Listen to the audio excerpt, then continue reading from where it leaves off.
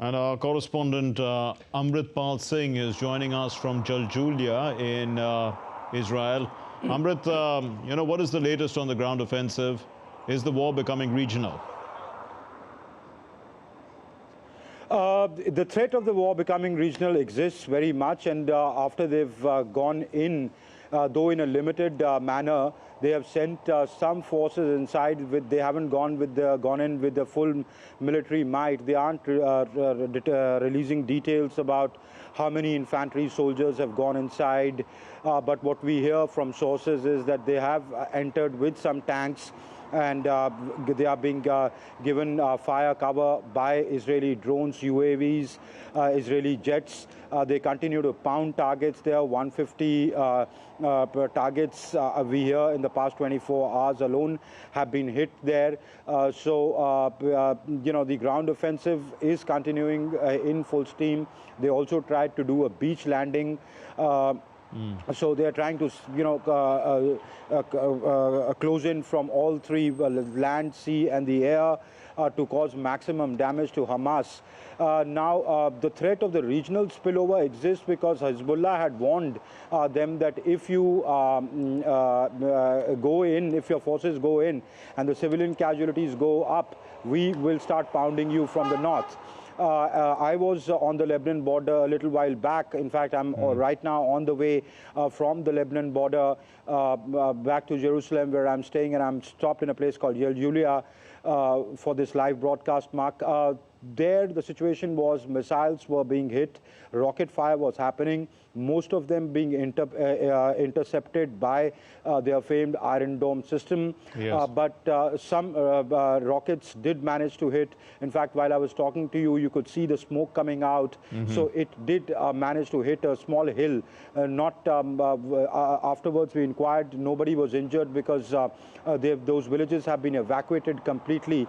So nobody is living there, and it just missed a target of a building, and it just hit the hill on the Israeli side. Yes. So, Hezbollah is letting that up, but we'll have to see in the coming days if, civilian casualties, which by now have crossed 7,700.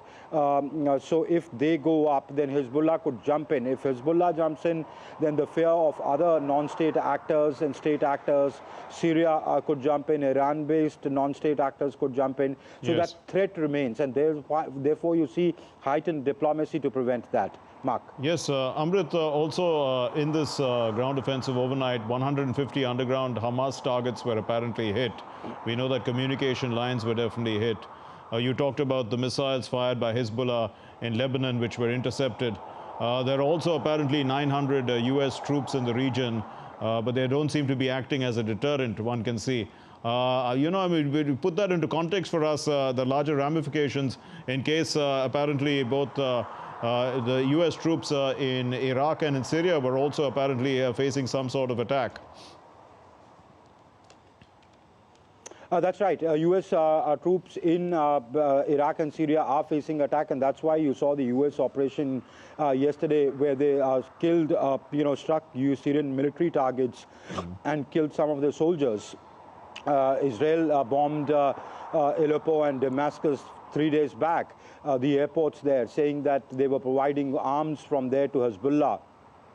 So, the troops, American troops are under fire. The American administration has said that if U.S. assets are harmed, they will jump into the war, and they will strike back, with force. And so right now, the U.S. is keeping a hands-off policy, is not getting its, the people on the ground involved, though it's positioned 2 aircraft carriers. Perhaps what is weighing on U.S.'s mind is that there are American nationals who are hostages with the Hamas. And what if they start executing them? They released 2 of the American nationals, and there are negotiations via Qatar going on with the Hamas. So perhaps, they're waiting for that. But if any of the non-state actors, or if the Syrian army hits U.S. assets, U.S. has vowed to retaliate in full force. So that would again, put a different spin to the whole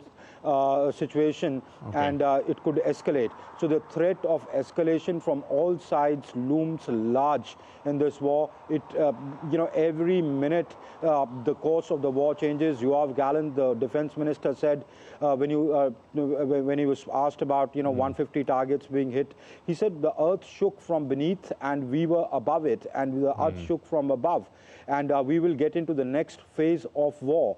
Clearly, indicating that they are going to increase it in the coming days. So the U.S. troops and U.S. military assets in the region are absolutely no deterrent either for both sides, actually. Mark. Yes, indeed. They are going to continue with their offensive until further orders, is what we've reported.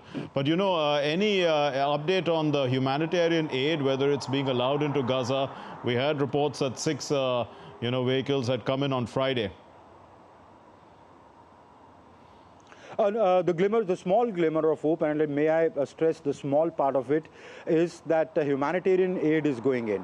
The agreed was 20 trucks per day.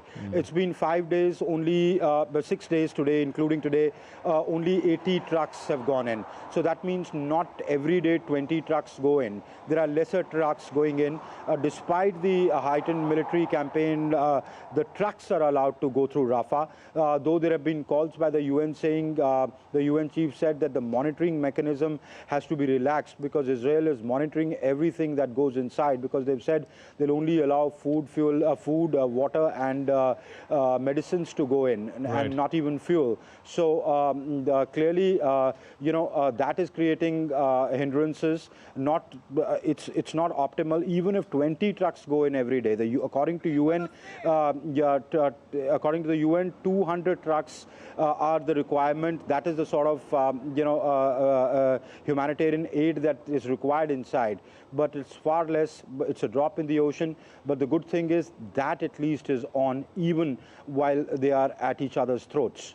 Okay, we'll leave it there. Thank you very much, Amrit Pal Singh, for joining us from Jaljulia in Israel. He's on his way to Jerusalem.